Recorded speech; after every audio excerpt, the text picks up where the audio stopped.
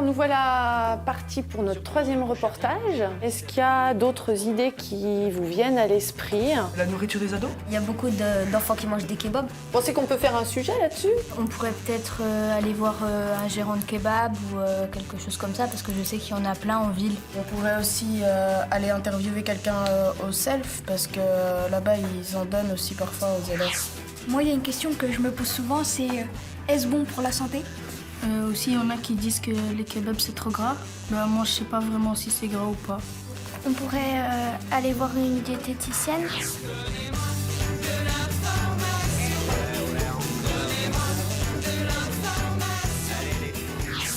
Et c'est parti pour une nouvelle enquête sur le terrain.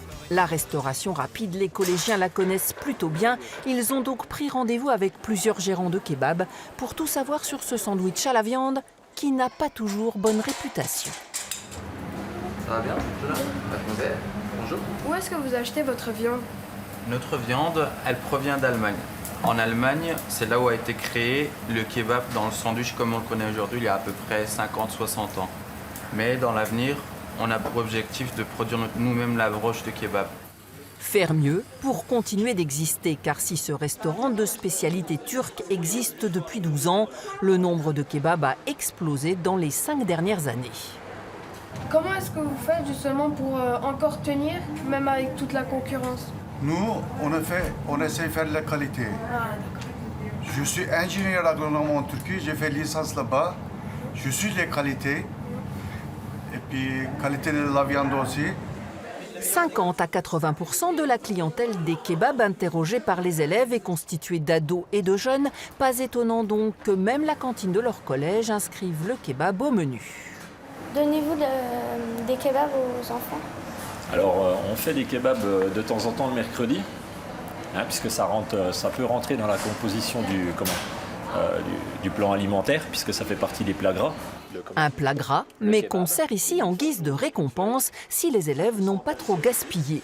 On pèse ainsi tous les jours les déchets laissés dans les assiettes. Le principe du gâchimètre, en fin de compte, c'est pour inciter un petit peu tous les élèves qui mangent, donc de se responsabiliser par rapport à ce qu'ils ont dans leur assiette, de manger ce qu'ils ont. Si la cantine sert des kebabs, c'est forcément qu'ils n'ont pas que des défauts.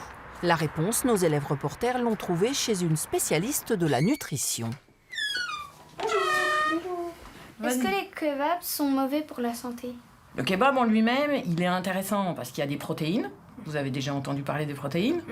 Donc c'est la viande qu'on va vous mettre à l'intérieur, donc on en a besoin. L'organisme sert beaucoup de protéines et à votre âge, ça sert surtout à grandir, à faire de la masse musculaire et puis à faire travailler aussi un peu le cerveau.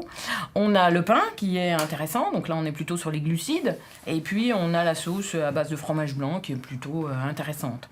Grosso modo, c'est assez équilibré, mais par contre, il n'y aura pas assez dans le kebab tout seul de légumes. Donc il va falloir compléter le repas ou au moins mettre un fruit pour avoir un équilibre alimentaire qui se fasse. L'équilibre alimentaire et la lutte contre l'obésité chez les jeunes conduisent d'ailleurs les restaurateurs à anticiper de nouvelles demandes. Quand on a ouvert en 2003, on va dire sur 5 sandwichs commandés, les 4 c'est des kebabs.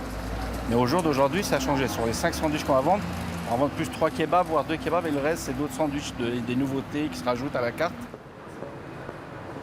Entre le tacos et les kebabs, qu'est-ce qui marche le mieux? Du tacos. Là, c'est devenu une mode, le tacos. Tacos cordon bleu, tacos nugget. Les mots passent, mais la restauration rapide reste. Nos 2 enquêteurs du jour sont soulagés, à condition de ne pas en manger plus d'1 fois par semaine et de varier à la maison. On peut encore se faire plaisir. Des nouvelles fraîches en